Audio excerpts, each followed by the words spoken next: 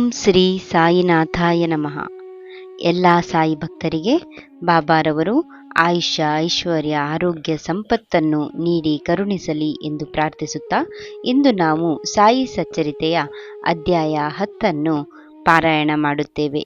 ಶಿರಡಿಗೆ ಬಂದ ಸದ್ಗುಣ ಸ್ವರೂಪಿ ಶ್ರೀ ಸಾಯಿ. ಓಂ ಶ್ರೀ ಗುರುಭ್ಯೋ ನಮಃ.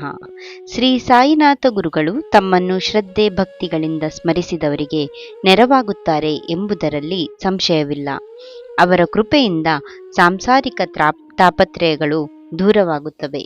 ಅದೃಷ್ಟವನ್ನೇ ಬದಲಾಯಿಸಬಲ್ಲ ಸಮರ್ಥರು ಬಾಬಾ ಅವರು ಎಂಬುದು ಭಕ್ತರ ಅನುಭವ. ಶ್ರೀ ಬಾಬಾ ಅವರಿಗೆ ಶ್ರೀಮಂತ ಭಕ್ತರಿದ್ದರೂ ಅವರು ಮರದ ಹಲಗೆಯ ಮೇಲೆ ನಿದ್ರಿಸುತ್ತಿದ್ದರು.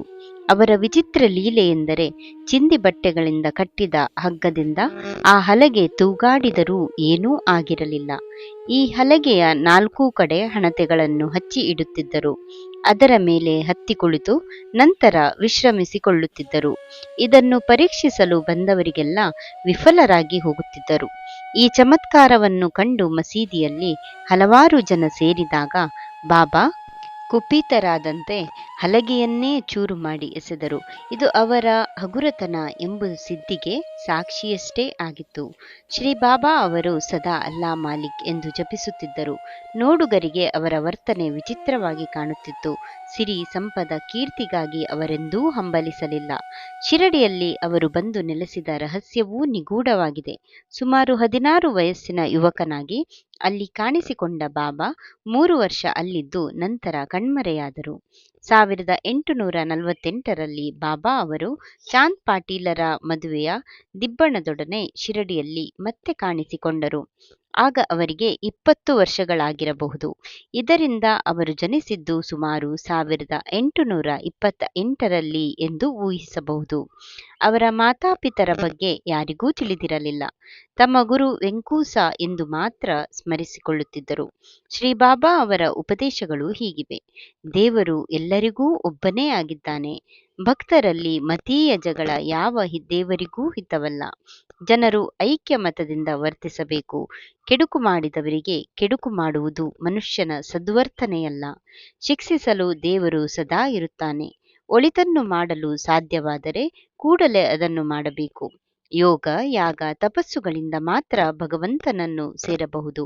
ಪ್ರಾಪಂಚಿಕ ಜೀವನದಲ್ಲಿ ಇದ್ದೂ ಇಲ್ಲದಂತೆ ಕರ್ಮಯೋಗಿಯಂತೆ ವರ್ತಿಸಿದರೆ ನೆಮ್ಮದಿ ಸುಲಭ. ಶ್ರೀ ಸಾಯಿಬಾಬಾ ಅದ್ವಿತೀಯ ಗುರು ಎನಿಸಿದ್ದಾರೆ. ಅವರಿಗೆ ಯಾವ ಪ್ರತಿಫಲಾಪೇಕ್ಷೆಯೂ ಇರಲಿಲ್ಲ. ಶಿಷ್ಯರನ್ನು ಅವರೇ ಆಯ್ಕೆ ಮಾಡುತ್ತಿದ್ದರು. ನಿಯತ ಗುರುಗಳಾದ ಅವರು ಭಕ್ತರು ನಂಬಿದಾಗ ಆತ್ಮೋದ್ಧಾರದ ದಾರಿ ತೋರಿಸುತ್ತಿದ್ದರು. ಎಲ್ಲಾ ಜೀವಿಗಳಲ್ಲೂ ಅವರು ದೈವತ್ವವನ್ನು ಕಂಡಿದ್ದರು. ಶ್ರೀ ಸಾಯಿಬಾಬಾ ಅವರು ಭಕ್ತರು ಆಹಾರ ಪಾನೀಯಾದಿಗಳನ್ನು ಸೇವಿಸುವಾಗಲೂ ಅವರನ್ನು ಸ್ಮರಿಸುತ್ತಿದ್ದರು. ಅವರನ್ನು ಕುರಿತು ಭಜನೆ ಮಾಡುತ್ತಿದ್ದರು. ಅವರ ದಿವ್ಯ ಪ್ರೇಮದ ಪ್ರತೀಕವೇ ಆಗಿದ್ದರು. ಬಾಬಾ ಅವರಲ್ಲಿ ಐಶ್ವರ್ಯ, ವೈರಾಗ್ಯ, ಜ್ಞಾನ, ವೈಭವ, ಔದಾರ್ಯ ಎಂಬ ಷಡ್ಗುಣಗಳಿದ್ದುದರಿಂದಲೇ ಅವರನ್ನು ಭಗವಾನ್ ಶ್ರೀ ಸಾಯಿಬಾಬಾ ಎಂದು ಭಕ್ತರು ಕರೆಯುತ್ತಿದ್ದರು. ಇಷ್ಟೆಲ್ಲ ಸಂಪನ್ನರಾಗಿದ್ದರೂ ವಿನಯವಂತರಾಗಿ ಭಕ್ತರ ಸೇವಕರಂತೆ ನಾನು ನಿಮ್ಮ ಗುಲಾಮ ಎನ್ನುತ್ತಿದ್ದರು. ಅವರ ಬ್ರಹ್ಮಚರ್ಯೆ, ನಿರ್ಲಿಪ್ತತೆ, ಕರುಣೆ ಅದ್ವಿತೀಯವೆನಿಸಿತ್ತು. ಶಿರಡಿಯಲ್ಲಿ ಯಾವ ಅಹಂಕಾರಿಗಳೂ ಬಂದರೂ ಅವರನ್ನು ಮಣಿಸುವ ಶಕ್ತಿ ಅವರಿಗಿತ್ತು. ನಾನಾವಲಿ ಎಂಬ ಫಕೀರ ಅವರನ್ನು ಆಸನ ಬಿಟ್ಟು ಏಳುವಂತೆ ಹೇಳಿದಾಗ ಹಾಗೆಯೇ ಮಾಡಿ ಆತನೇ ತಮ್ಮ ಪಾದಕ್ಕೆರಗುವಂತೆ ಮಾಡಿದರು. ಸಾಮಾನ್ಯರಂತೆ ವರ್ತಿಸುತ್ತಿದ್ದ ಬಾಬಾ ಕೇವಲ ಭಕ್ತರ ಹಿತಕ್ಕಾಗಿ ಎಲ್ಲವನ್ನೂ ಮಾಡಿದರು. ಆದರೆ ಅವರು ಮಂತ್ರೋಪದೇಶ ಮಾಡಲಿಲ್ಲ. ನೀವು ಸಾಯಿ ಸಾಯಿ ಎಂಬ ನಾಮಸ್ಮರಣೆಯನ್ನು ಮಾಡಿದರೆ ನಿಮ್ಮನ್ನು ಕುತ್ತುಗಳಿಂದ ಪಾರು ಮಾಡುವ ಹೊಣೆ ನನ್ನದು ಎಂದು ಎದೆಮುಟ್ಟಿ ಭಕ್ತರಿಗೆ ಹೇಳುತ್ತಿದ್ದರು. ಅವರ ಚಿತ್ರವಿರುವೆಡೆ ಅವರಿರುತ್ತಾರೆ.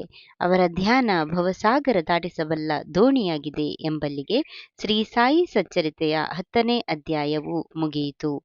ಓಂ ಶ್ರೀ ಸಾಯಿನಾಥಾಯ ನಮಃ.